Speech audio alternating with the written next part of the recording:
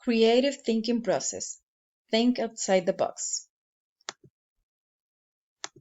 Some people are naturally more creative than others, but creative thinking ability can be strengthened with practice.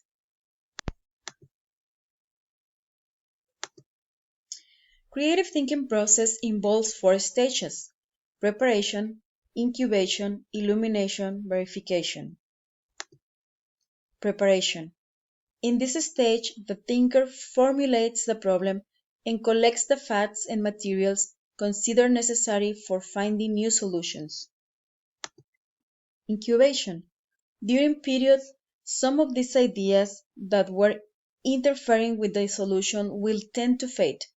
The overactivity and sometimes even thinking about the problem is absent in this stage. Illumination. Following the period of incubation, the creative ideas occur suddenly. Consequently, the obscure thing becomes clear. This sudden flashes of solution is known as illumination, and it's similar to aha, eureka experience. Verification.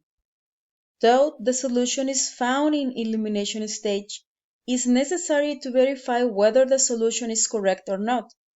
Hence, in this last stage, evolution of the solution is done.